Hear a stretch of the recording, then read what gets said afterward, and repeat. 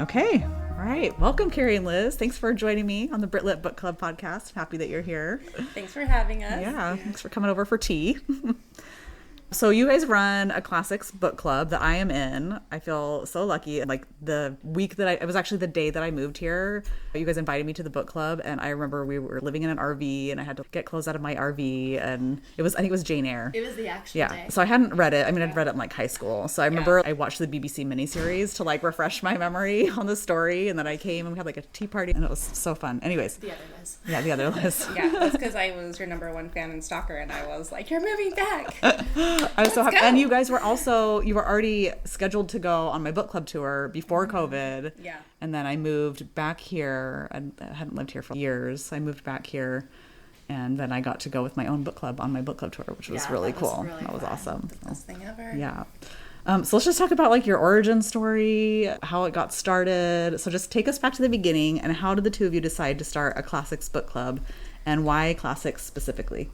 Well, it begins with another book club. Mm-hmm. Liz and I were in a book club together, and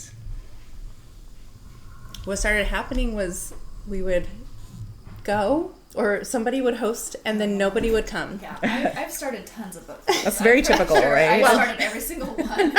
And yeah, it's kind of people will come and they end up not reading the book, and they just talk about everything else. And it's like, what was the point? Like, we wanted to actually discuss. Or it almost became like a popularity contest. Like some people, everybody would come to their house. And then another, like I went to one, it was just me and the host. Oh, seriously? Yeah, it was so sad. That's really sad. I didn't know that. Yeah. And also, I guess it was inspired by, because we used to homeschool, mm-hmm. and there was this group called Wild and Free, and there were some of the members from there who had Assembly 4 was the name of their book club, and we patterned ours after that one. Yeah. Did they have 4 people in their book club? They had 12. Oh, 12. Oh, okay. But they went 4 times a year. Oh, okay. I was like, why is Assembly 4? Okay, that makes 4 more times sense. a year. Yeah.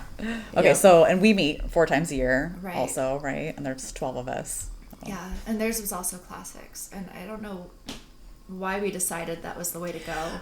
I was a little obsessed with classics at the time. I think we might have been having a conversation about it because my kids were at a classic charter school that they studied a lot of classics, and then we started homeschooling, and I grew up with not a great education. At the time I hadn't even gone to college, and I remember I was sitting in this lecture that they had, and they were talking about the allegory of the cave and like all this stuff I had never heard of, but was just, it's Aristotle. So anyway, it was for me a wake-up call to be like, I could be in charge of my own education. I could learn more just by reading some of these classics and some of the great books out there. So for me, I made my own, and I think we had a conversation because we were looking at that, and then we were like, yes, let's do this, because I think we were also looking for a community of women too. I think we've also, when we've done books in the past, I mean, it's fun to read all the modern books and do book clubs based off of that, but there is something about classics. Obviously, they're timeless, and there's got to be lessons. They're time tested. There's going to be stuff that is important in those that we can gain. I don't know, just. Yeah, because classics are timeless because they resonate with people. For a reason, Yeah, they have, the lessons that are timeless that we need to keep learning and remembering and think about. I know that there's so many books in this book club that I never would have picked up on my own. Never. So it's been really good to just like push me out of my reading comfort zone, because I can have like my genres that I like. And, we just read Cat's Cradle by Kurt Vonnegut, you right? Loved that one, didn't and I just loved it so much. Like that is not something I would have picked up on my own, and probably would have been happy not doing it. But I did it. And I can say I did it. And and there were actually a lot of references in there that I was like, I've heard that quote before. I've heard that, that theme or that term before. Yeah. So it was good for me to read it. I think that going along with that, that's something that I really enjoy about classics. It makes you more culturally literate. Right. And you're able to pick up, it adds layers of depth to other modern fiction and just other just references that you wouldn't get otherwise, right? Yeah. Well, the elite educate their kids in classics, and when they are going to their private schools, that's what they're learning. Right. And there's so many references across all time with all the classics. So it does. It's that cultural literacy that's really important. Yeah, it's true. Okay, so we've kind of already talked about this, but there are 12 members of the book club. How did you recruit members, and was it intentional to keep it at that number? And why, I guess? we started by sending messages over Facebook saying who wants to join, or I think I texted people who I thought might be interested, and it was more of a first come first serve. If you get back to us, then capping it at 12. And we put it all out there, all of our rules. This is what we're going to do. We're capping it at 12. We're meeting 4 times a year. Like, this is a serious book club. $25. You have to come. We made them sign in blood. That's good, though, but it's been effective. I mean, like, almost all of our book clubs, almost everybody is there. Yeah. So, which is, I mean, I've never been in a book club that has been like that. So, I think cool. paying for it. Yeah. You got some skin in the game. Yeah. And then also, if we have a rule that if you miss 2 in a row, you can't be in book club anymore. Because that's 6 months. That's if half you can't of the, make 2 times in 6 months, maybe it's not. Maybe it's not for you. Yeah. At this stage, at least. Yeah, maybe it just doesn't always work out. Unless it's an emergency, you can miss one time. But really, people don't miss unless it's an emergency, because people love to be there. Yeah. I think we've changed flights to make it. We've changed plans. Yeah. So it's important. It's important to us, which I think is great, because otherwise, like you said, I plan everything around book club. Yeah. I really do. It's my life. Yeah. I'm like, I need to know it months in advance. Here's my travel schedule. Please plan around me. Yeah. Which is what we did for the last book. Yeah. Okay. Did you have a vision for what you wanted the book club to feel like? And has it turned out to be the way that you imagined? I think it's more than we imagined. So yeah. I think so too. I mean, I don't know what you imagined, but I feel like it is. We really wanted to create just like this group of women that, like a sisterhood. Yeah, that just, we can count on each other. We can be there for each other. So I remember our very first meeting, and I'm a total sap apparently, but I went in there and I feel stupid saying it, but it was also true. I think I told everybody, be prepared to be very loved, because these people mean so much to me, and if I didn't know you very well at the time, like, we're going to be friends. Yeah. I'm going to force it on you if necessary. And it has become a sisterhood and some of my best friends, and I would do anything for any of the people in it. And I think beside that too, though, we really wanted this to be a celebration of the authors. Absolutely. And their lives and just the books that they've created, and that's been kind of key in the meetings that we have. It's a celebration. I think we always say a celebration of the classics, or so we celebrate our books. I think we say that a lot. Yeah. I love that. It definitely feels like that. Each book club is not just like sitting down and discussing. It's like themed and food, and there's a party. Food's a requirement. Yeah, food is definitely a requirement. We're big on food, right? Yeah. Okay. It's fun. In your experience, what does a book club give people that reading alone simply can't? I think community, for one. Yeah. I think everybody's so different, so you're going to interpret something one way, and somebody else is going to have a completely different idea, love it or hate it, or have a different perspective that maybe you didn't think about. So there have been so many books that, we've read, and like, not so many, but there have been a few that I did not like. And then after having the discussion, it was like, okay, like I see the meaning behind this, and, like the beauty of this book, just because somebody else had a different viewpoint. Oh, yeah. I remember, what did we read? Jayber Crow, and I did not love it. But then one of our other book club members loved it so much that they were going to have their whole homeschool co-op read it because they loved it so much. And I was like, wow. You kind of see some appreciation that you wouldn't otherwise. I felt like that about A River Runs Through It. Well, my husband loved that book. But after so just for my listeners, we read A River Runs Through It, and then Keri's husband Corey came and taught us all how to fly fish. I think having the feeling and learning and being involved in something that's so imperative in the book, that just made it more memorable and more special. I think it was also seeing how much he loved the book. Yes. Which was really fun, because I still do not love the book. Yes. But it was really fun seeing his excitement over it. So in the book, whenever they would catch a fish and take it home, the lady would say, my. And so now that's my requirement. Every time I have to, every text he sends me a picture and I say, my. That's cute. That's adorable. Have you seen the club genuinely change someone's life or perspective in a way that surprised you? Well, it's changed my life, I feel like. And I don't know, it's hard to talk for somebody else. Right. But I do know that we have some members who it has changed their life, without going into specifics. Yeah. I want specifics. Just kidding. We'll talk off camera. No, I would agree. I mean, I can't speak for anyone else. I mean, you already shared that it kind of brought you into like an automatic set of friends. That I moved here with like nothing, and then I, was able to come into 11 other friends automatically, which was really nice, just moving, Yeah. So I can only speak for you. Yeah. and myself, though, because I mean, I've always been a very shy person. I have not liked putting myself out there, and I think this has kind of forced me. I think it's very common. You can be in a group of people, surrounded by people, but still feel so alone. Mm-hmm. And I think I felt just really out of place all the time. And I would try to do these different groups, and they wouldn't work, and it was super awkward. And finally, it was kind of like, you know what? If I want friends, if I want any type of community, I need to just go for it. And it has allowed me, I think, to be more of a leader than I have before, and has pushed me out of my little bubble and to be more outgoing and to be more willing to recognize the need of community for other people. And so I'm much more willing to reach out to others. And I tend to be more of the mindset, the more the merrier. And obviously we have a cap on this for a reason, but it's really pushed me. Oh, I love that.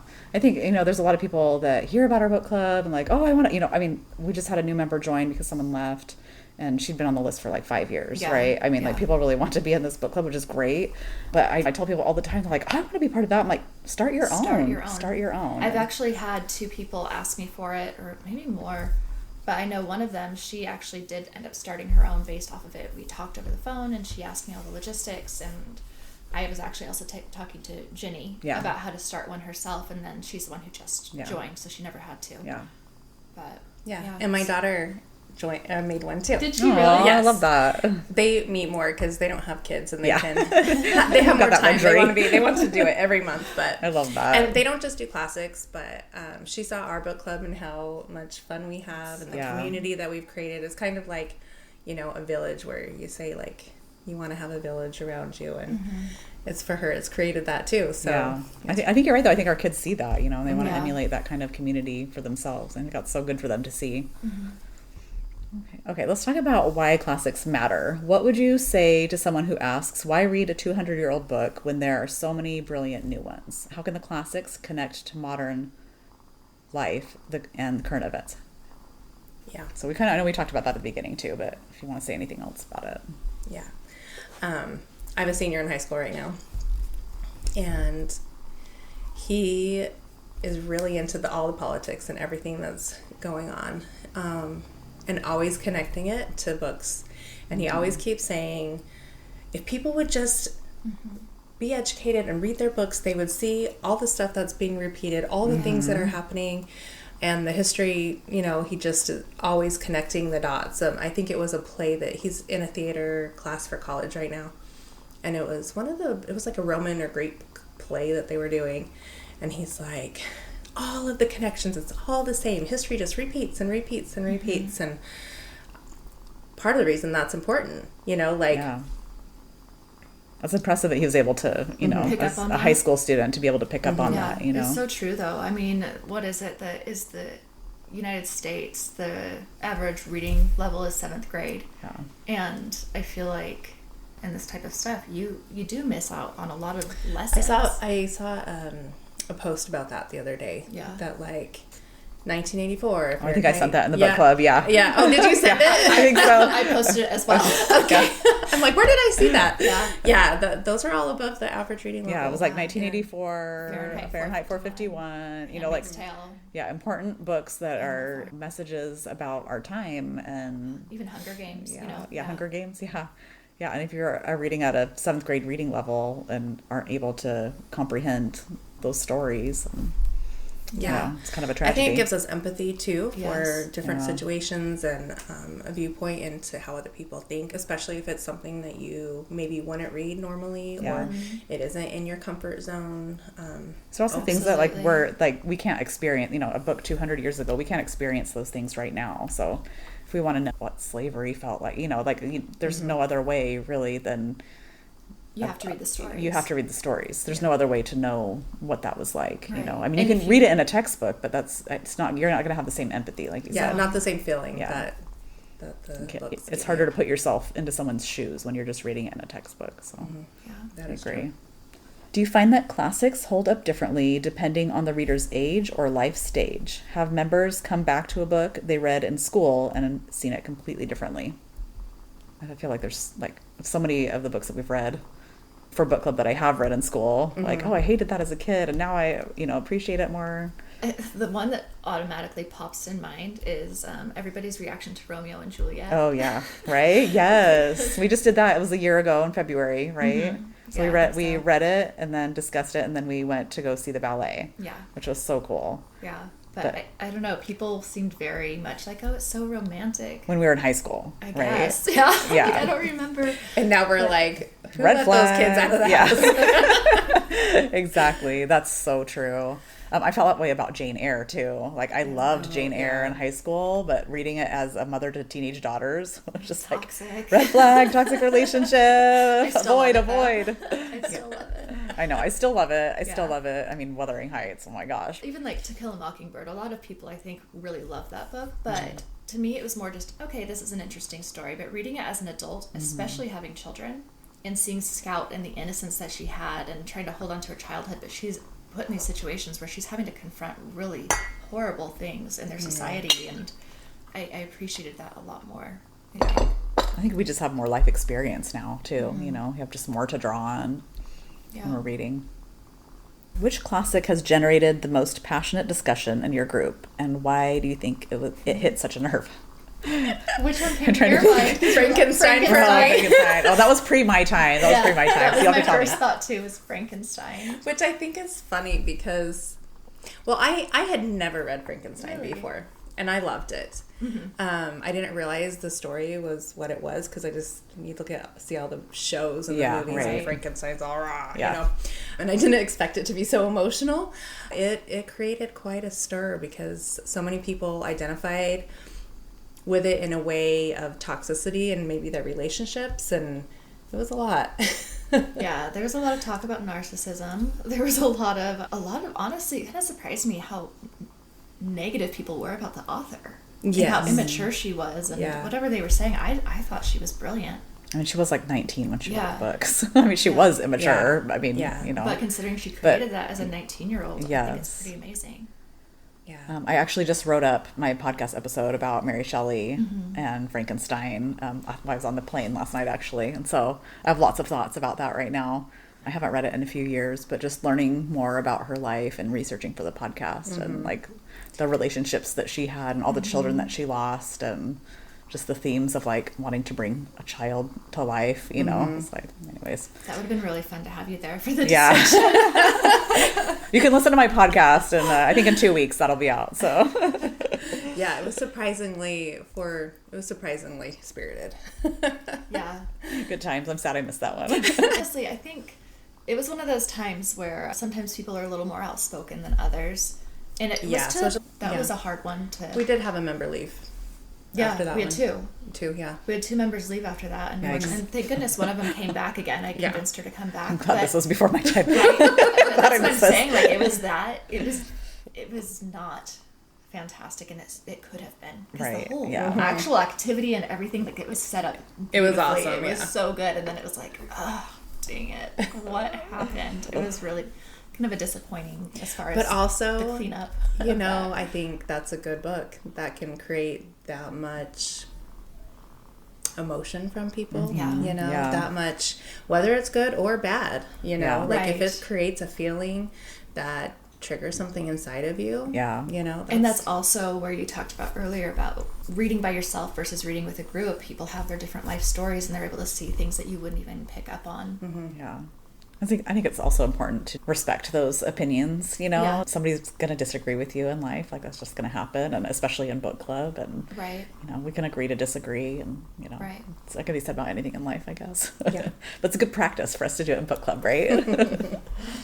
There was actually another one that made me think of is Not Without Laughter. Oh yeah, that did. Yeah. That was a good book club. It was a fantastic. Yes. I don't know how you Langston felt about Hughes. it, but I loved it. I think I was in finals or something. I wasn't there for the entire book. I think I came for dinner, and I don't know that I stayed the entire time. So I think I left halfway through. Yeah, we had some heated discussion. It was just a lot of racial discussion in that one, you know. So I think people. That was when the author or the guy, not the author, but we had the guy James. To us. Yeah, I hired somebody to come and speak to us about what it was like growing up as a black man in America, and hearing his story. I mean, we can't begin to understand what it's like growing up black in America. We are all very white, you know, middle-aged women, but some people were pretty defensive about the way that he was speaking about it, and kind of like, well, I've had a hard life too, and it's like, that's people got pretty heated about it, and had a hard time, I think, coming to terms with the fact that, you know, racism is real, and it affects people's lives, and it was kind of heated. Yeah. But it was good. And I think it was good to read that book. Like, put yourself in this guy's shoes. You know, this actually happened. This was. And I think every February we read a book that surrounds for Black History Month. Except for we didn't this time.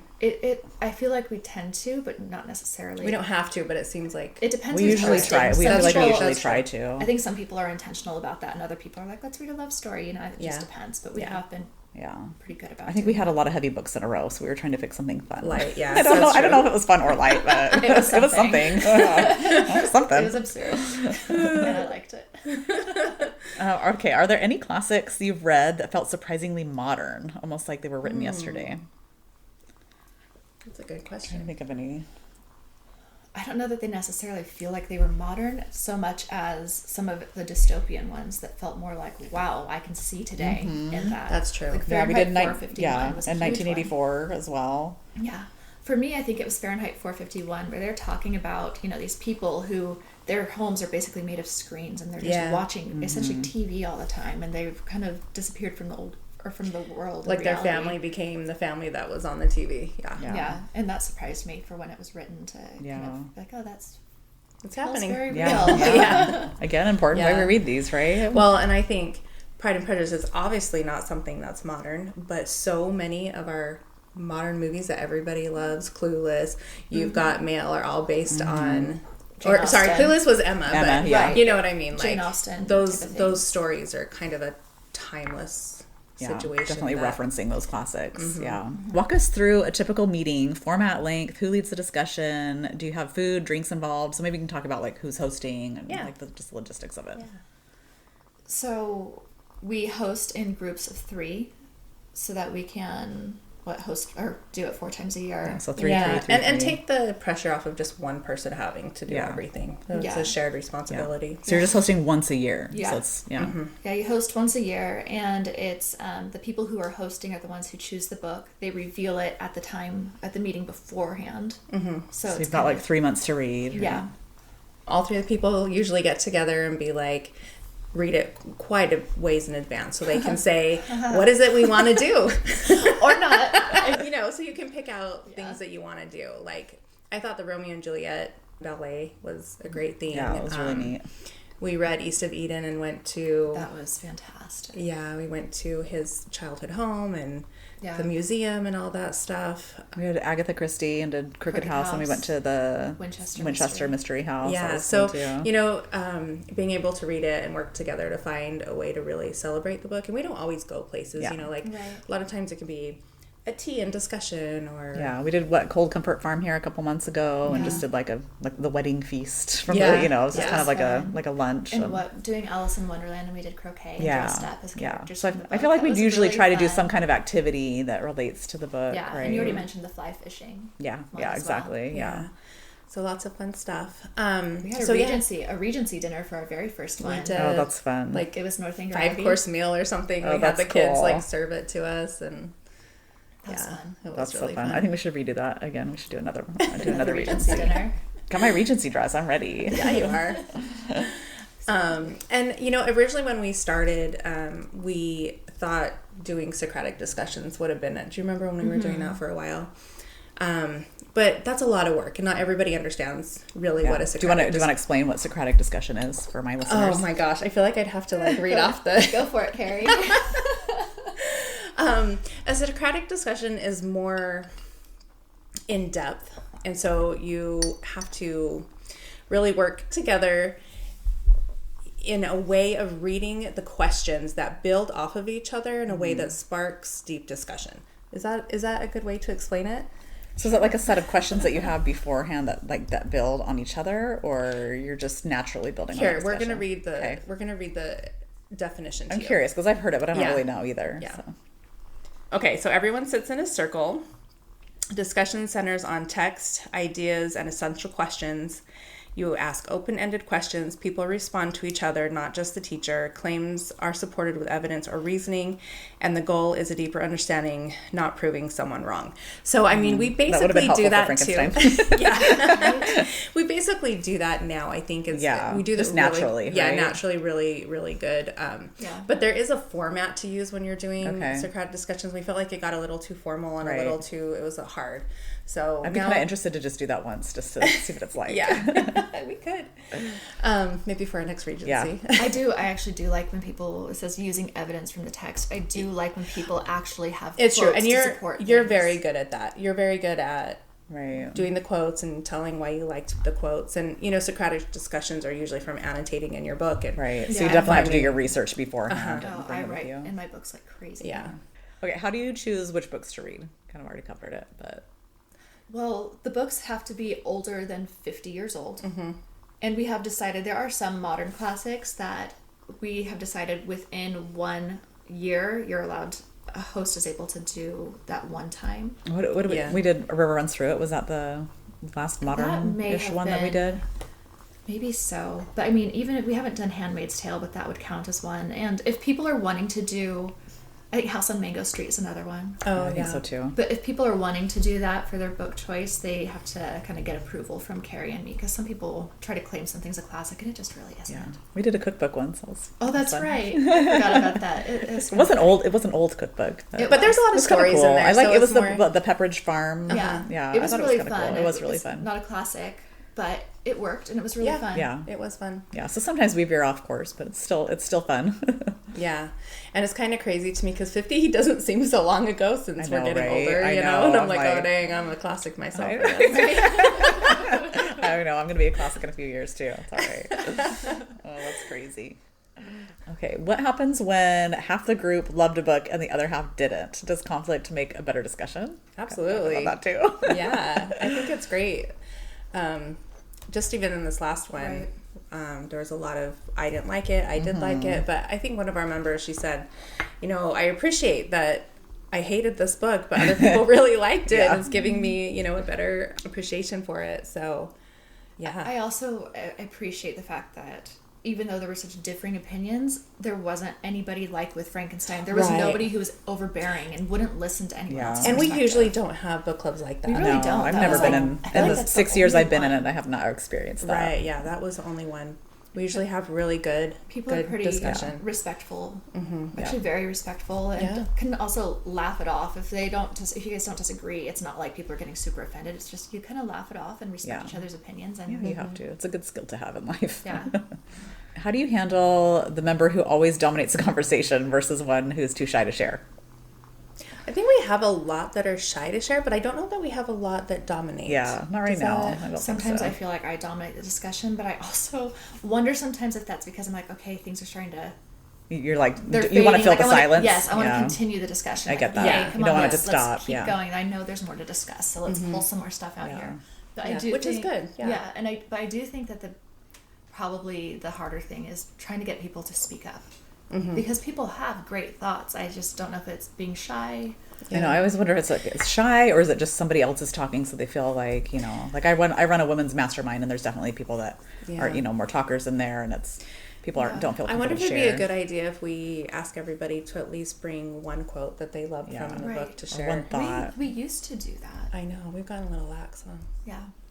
We got to beef up our rules a little more. We do. I know. I was thinking about that. Like, we need to find a way to give people permission to speak up. Yeah. I think. Busy's hosting next time, and I was talking to her about it, and I just recommended it's good. We just all went in a circle. Like, what do you think? What do you think? What That's do you true. Think? Just give everybody an opportunity. Yeah. In our Socratic discussion for our exactly. next book. I know. I really want to try this out. It sounds fun.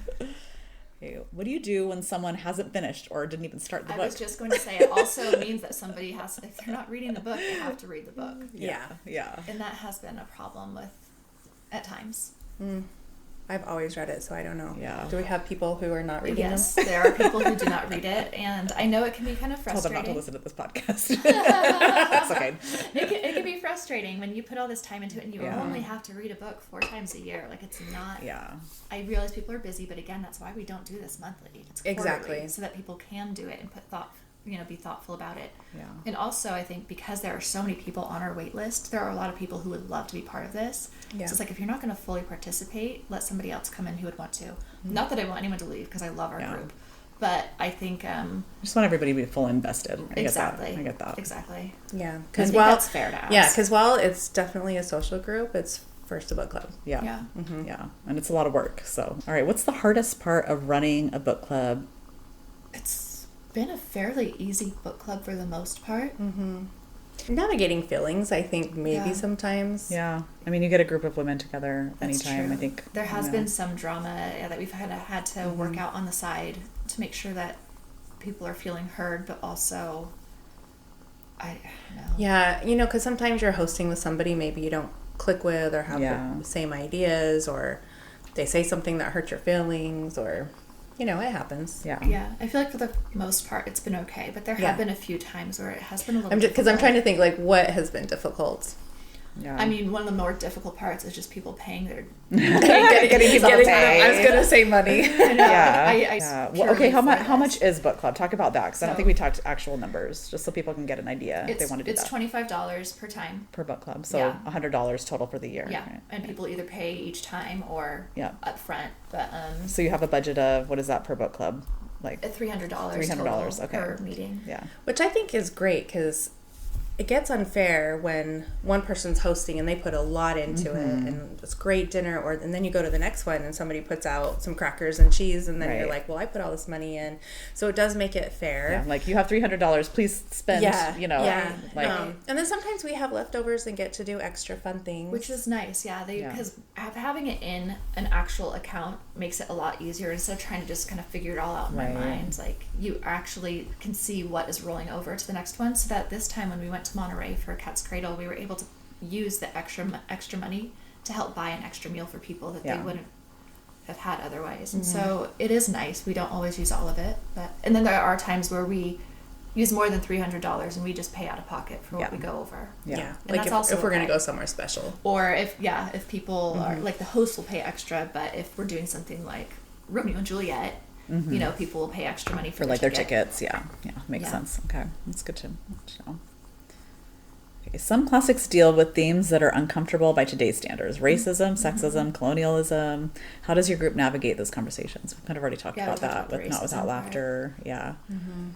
I mean, I think our group has a lot of different political views, like just knowing the women in there, and that's been interesting to navigate. But I think it's really good not to put yourself in an echo chamber, like it'd be really easy for me to make a book club of women that are just all exactly like same. me. Right. We all have the same political views, and it's good to have those groups as well, I think, but I think it's good to be part of groups that think differently than you too. Yeah, and we have different ages, like, yeah, you know what I mean?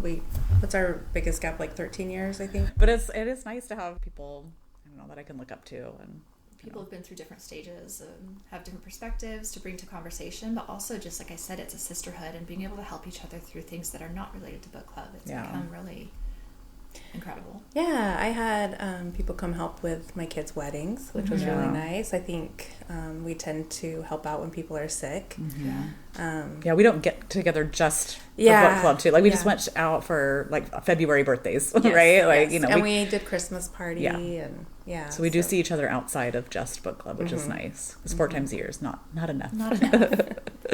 Not enough when you have a connection like we've grown to have. Yeah, exactly. How has your membership changed at all, and how do you handle someone leaving or wanting to join? Yeah, I think we make it really open for people to know, like, if you to be added to the wait list. If you want to be on the 25 people long wait list, you can. Yeah, like, we open to want the you wait to list. be here, but we have a group that really likes to stay, and people really will only leave if it's a time of their life really where it's not working out, and we've had lots of people come back too. Yeah, several people that have left and then came back, right? So yeah, at the very start we had a lot of turnover, Yeah. Like a lot of turnover. And probably people are like, this is too much for me. Right. Socratic discussions. A lot of the time though is usually when it was their turn to host and they would decide last minute, I don't want to do this anymore. So I felt like I was jumping in That's a lot. hard. And you've had to also to kind of That's fill hard. in where they left. And it was hard. But, you know, we want people who want to be here, and there are plenty of people who want to be. And as we've gotten more grounded, how many are from our core group that half started? of us. I was wondering like that 6? too. I think 6 of us are Yeah, still it's here. pretty so half good. our group is still For, here. what did we say, 7 years? 8 years? Yeah, it's pretty 8 good. years. Yeah. 8 years, and I joined 6 years ago. 8 years almost plus 6 years a- ago. Maybe 5.5. Plus a book. plus 1 quarter. Yeah, plus a quarter. Yeah, that's impressive. How many people do you guys have on your wait list right now? Do you know? 10 people. Yeah. They could 10 people. create their own book club. Yeah, I know they could. You should alert them. Like, hey, you've got enough. Yeah, because we went a couple years without any turnover. Okay, how has leading this book club changed you guys as a reader, as a thinker, as a person?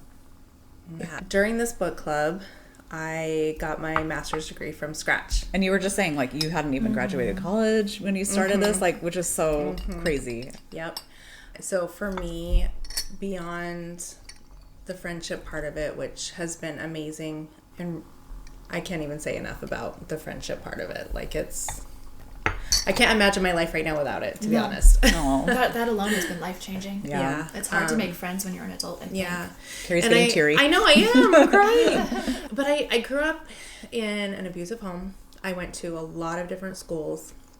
And I was really always very insecure about my education. Always. I didn't even know my times tables as an adult.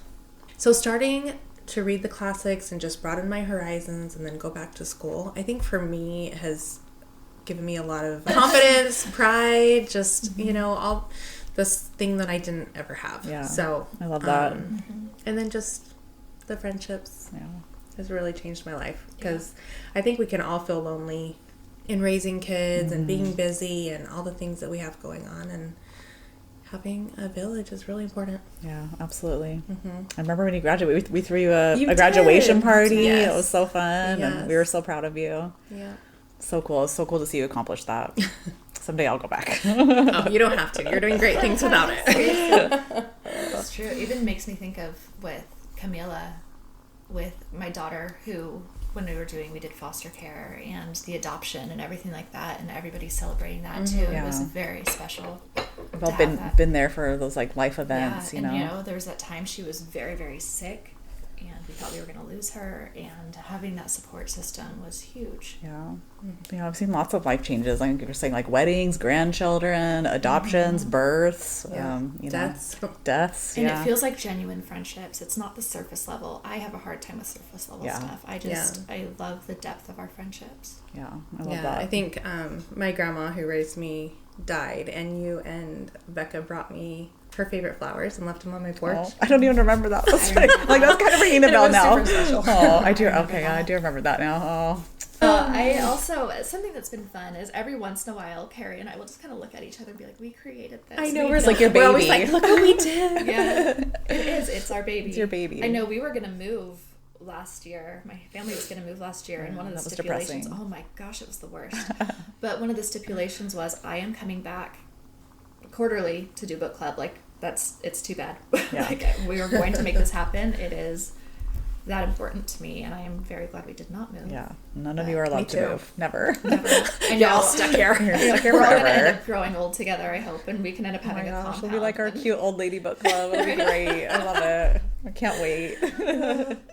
Okay, what are some of your favorite books that you've done for book club? Tell us about those events. There have been so many. Anne of Green Gables was really fun. I was just thinking about that one the other That day. was really It's cute. really cute. That was really cute. All the that was a last minute coming together because somebody had left the We book had club. a little bit of drama. There was some drama there. And I just but it came gathered together. every decoration from my house and brought it. Yeah. We're making it sound like there's a lot of drama in book club. I swear there's not. There's no drama. For the most part, it's They're just actually coming up as very we talk smooth. about these questions. Yeah, for the most part, it's very smooth. But yeah, that was a really fun one. With think Busy's sourdough bread and the raspberry cordial and Yeah. the chicken pot pies that Meredith made and just the decoration. That was really fun. Oh, The I know. Talented Mr. Ripley. Oh yeah. That one surprised me. I loved that book. I did not think I was going to like that. I think a loved lot of that people book. were unsure about that one, and Yeah. that's been one of my favorite books. It's been one of my to read. favorites too. You know what? Okay, so speaking of books that I would have never read was The Hound of Baskerville. Oh, yeah. Right? That was fun. With Sherlock Holmes. Like, yes. I would never pick up a Sherlock Holmes book and be like, oh, let's read this. I forgot, and we did an escape room for that. Yeah, we did. That's right. And it was that Sherlock. Was fun. It the was Sherlock themed, Holmes escape room. It was so fun. That was really so fun. that was surprising to me. And then also the Crooked House one, because I don't think I've ever read an Agatha Christie book. Yeah. And then I read like 2 more Agatha Christie books after that, because I was like, They're oh, fun. these are fun. They're really but fun. they were surprising. The Moonstone was fun. Yeah, by the Wilkie mystery. Collins. We did a mystery dinner. That was That before really my fun, time. yeah. Did you do a murder mystery dinner? We did, murder mystery that's for fun. that, and we did a murder mystery when we did Dracula as well. That's right. Yeah, Oh, yeah. I was there for that one. That was fun. Yeah, I liked Dracula. That was a good book, good discussion, good. Yeah. Dracula surprised me. It wasn't what I thought it was. Yeah, gonna be. same. it creeps me out still. You know, it's the visual of Dracula like climbing on the wall. Yeah. Is what freaks me out. Did you guys see the new movie? There's a new movie coming out. It's in theaters. Yeah. I wonder if it's. I want to see it though. I think I'd be too scared. Have any of your classic selections made you want to travel to places that inspired these books? And we kind of already talked about, like we went to Monterey for Steinbeck. And That was seriously Well, fun. one of my dreams come true was going on the book club tour. Yes, that question's coming next. This is my leading question. I guess I could say Jane Eyre and all of those books based in Europe always have made me want to travel there. Yeah. So you guys actually got to go on my book club tour. So that was really fun for you. I still remember it was like I just put it out there. I was in England and I had the inspiration for this tour. And I was like, oh my gosh, this would be so fun to just take a group of women. And I put it on the internet. And I remember, I don't know if I turned my phone off. It was at Christmas time. I turned my phone off, or I didn't have service. I went to dinner, and then I went to the bathroom and checked my phone. And I had missed calls from Liz and 25 texts. And I was like, what's happening? Well, Liz was it was on a Sunday during church, I remember. And I was sitting there and I kept getting all these text messages about this. And I told my husband, I'm talking to him, I'm like, can I go on this? I'm trying to figure out right now during church. I know. I saw that on Facebook and I jumped on that so fast and started messaging anybody who I thought would be interested from our book club, and people were claiming those spots super fast. And yeah, we had one. I was like, I can't take an extra person, and that I was think with Meredith. Yeah, right? I think somebody ended up dropping out because was we had after COVID. Yeah. Yeah. So it was 2019. You guys signed up for the book club tour, and then COVID hit. happened, and then we had to wait We an didn't extra get to go, year. yeah. So I think did we go in 2021? I Two. think, was it 2022? 2022? Yeah, so we were supposed to go in, I think, in 2020, and so we had to wait because the UK was closed. Yeah. So finally made it. But it was so neat because you two were the only ones that I'd known from living here before on the tour, And and, we'd known everybody each other- else I didn't know. So. Yeah, and we knew each other just kind of briefly for the Yeah, most our part. boys were in Cub Scouts together. Right, and that's yeah. how we knew each other, but it wasn't until this that it was we started to get to know each other more and turned into the book club tour, and then you moving back here before we went on tour. Yeah, before the tour. Yeah, that was fun. Well, I have to say, when I was a kid, I loved the Beatrix Potter books. Oh, yeah. And my favorite story is The Naughty Mice or whatever it is. And I actually didn't even know how to read. I just loved the pictures in it so much, and it gave me just all the feels. And I actually have this book of all her stories that I found at a thrift store or something, and it has an old article in it that somebody had saved all about her life, and it's this whole newspaper that's in this book. And going there and seeing it in real life for me was amazing.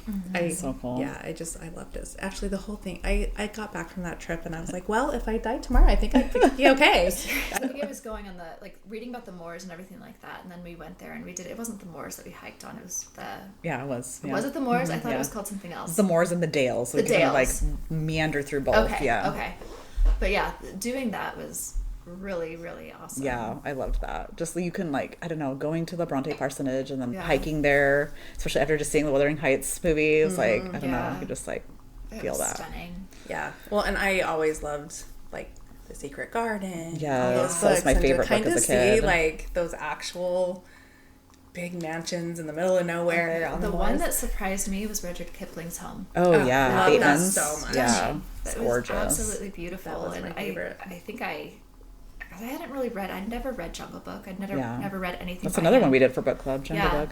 But I just ended up, I don't know, just learning a little bit more about him. I really respected what I did learn about him, and his home was just so stunningly beautiful. Beautiful. Yeah. It was probably my favorite, maybe my favorite place that we went to. I just remember there's an orchard of fruit trees there. Yeah, I we ate remember some. grabbing an apple and be I'm eating an apple at Rudyard Kipling's I don't know if we were home. allowed to, but we did. Oh. Yeah. They told us we could. So. Oh, did they? Yeah. I loved walking through Bath because, you know, you yeah. read all those, like, they're always, like, talking about Bath. Yes. Taking the waters. I'm going to Bath for this season. Yeah. Having the Mr. Knightley tour guide. It was Oh my amazing. gosh. I still use him, like 5 years later. I still use him. He's incredible. so fun. Yeah, and you guys, we took a bath in Bath. Yeah, we we went to the Roman did. baths, and it was amazing. It was so was fun. I think I do not really have a bucket list. I'm not a bucket list type of person, but the one thing that I can think of that was always on there was seeing Shakespeare in the Globe Theater. Mm-hmm. And seeing that was dream come true. Yeah. It was Do you remember what we good. saw? I've seen so many. I can't remember. It was the water one. Oh, The Tempest. Yes. Yes, that's Yeah. right. The water one. Was it the one with the yellow Speedo? Yes. Yes. Yellow Speedo. Oh my gosh, I still tell people about that today. It was so fun. The Tempest It and was I amazing. forget the main character's name, but he Was in was Speedo. like probably 75 years old, wearing this yellow Speedo, and like on the edge of the audience. It was the best thing ever. I'm thinking, oh, I'm glad I'm not sitting up there. So really close, really close. That was so funny. It was so good. It was so good. Every show I've seen there has been just incredible. I'm always like, oh, I don't know. I saw Macbeth and I was like, oh, this is going to be kind of depressing. Like, but they just do such a good job Yeah. there every time. I don't know how they do it. It's hard for me to pick one. I could just say every single thing we did was my favorite. Yeah, it really is. It is such a good tour. I mean, like, I know I can say that because I run the tour and it's my baby, It's you your know, baby, but but I mean, everybody that goes really does have that It experience. is honestly, out of all the trips I've ever been on, anywhere with my family, with anything, this is easily, not to offend Don't my tell your husband, family that. but I've told him. But like, it's easily the best trip I've ever been on. Well, it's just like something that you're probably not going to do with your whole family or even your husband. And I think just also having like our own book club and our Yeah. community there on Having that tour. seeing some of the stuff come to life, but also you are so good at planning everything, and it was just, instead of just kind of slowly meandering around, it was like there was a plan. We had a schedule, and it was just go Yeah. stuff I never would have been able to do on my own. Yeah, and it's not just sights; it's also like activities, like you were saying, like hiking on the moors or doing like an afternoon tea in Bath. And Oh yeah, all the teas we having tour did. guides, So many teas. and It was so amazing. yeah, the tea parties and everything. It Yeah. was so much fun, and I would go on every tour with you. Yeah. Every tour. You guys got to go to Guernsey too, which is Yes, like that was extra. I just love It was Guernsey the so best. much. Yeah, I haven't that done was Guernsey in a really- few years, but I've been thinking I need to add that again because it's been a while and I just absolutely love it there. And there's so much history and I love the war history and Victor Hugo's house. Yeah, and that's right. Victor Hugo's house was it was amazing. wild. It was That wild. was crazy. That was really fun. I've been there several times now, and every time I go, I'm like, this guy is nuts. Yeah, like wow. Yeah, it's fascinating. I'm actually doing a French book club tour in 2027, and so we're going to his apartment in Paris. So it's you have to tell us if it's I think it's decorated as gonna be crazy. similar. He was just really into interior decorating. Eccentric. Like, he should have just like quit writing and just done that full time. I think it brought him a lot of joy. That and being naked. I don't know. This is a weird dude. Okay, we kind of talked about this, but how did experiencing the actual places, the landscapes, the homes, the villages change the way you read or think about the books? Did anything surprise you about seeing it in person versus imagining through the page? What was your favorite destination that we visited? We kind of talked about that. But and also, for listeners that don't know, on my book club tour, we spend like a year in advance reading these books and discussing them. We have a private Facebook group and discuss questions about the books and the places that we go, and not just reading classics, but also reading books about the authors or books that are adjacent to the authors. That makes sense. So I guess, did anything surprise you about seeing it in person, and did it change the way that you read or think about the books? I don't know if anything surprised me. It was just more of, oh my gosh, I'm here and Right. immersing myself in this experience. Like, I can't believe I'm at the Bronte's house. I can't believe, like, I'm in the same place where Jane Austen wrote or experienced all these things. I can't believe I'm walking through Winnie the Pooh's actual forest. Yeah. That was Right? I forgot can't about believe I'm in Bath. Like, I just think being able to be there in person, seeing it, knowing what it's like, it's surreal. I don't know. Yeah, that's the word I was just thinking. It was Yeah. surreal. It wasn't that anything was a surprise. It was just I just loved it so much. It was like being immersed in these books that we'd already read, and I think it's fun too to go and not necessarily reading, but like watching watching, you know, any kind of like Jane Austen movie or show, and you're like, you know, they always have Bath, right? Or even like Bridgerton. You're like, I've been there. I know. My family gets sick of you or anyone. I'm like, I went there. I saw that. I think we were watching the weird Disney version with Jim Carrey of Christmas Carol. Oh yeah. But the beginning scene is like above the whole actual town, right. And I recognized it like from St. being Paul's there. Yeah. And I was like, oh my gosh, it's the actual town. So funny. I watched I think it's called My Oxford Year on Netflix. It's like cheesy romance, you know, sad. But anyways, the whole thing was filmed in Oxford, and I was like, I know exactly where that corner is. I know. You know, Oxford was really fun. Okay, if you could take your entire book club of 12 on another literary tour, where would you go? Oh, we were talked about this, right? Yeah, we were kind of planning it. So what did we talk about? Doing like Little Women and Prince Edward Island. Yeah, Anne of Green Gables. Yeah, I think that would be the dream trip for us. The East Coast and then heading up to Canada. Yeah. We haven't read Little Women in our book club. No, that would be a really fun field trip for us. It's It's like going to be more than $300.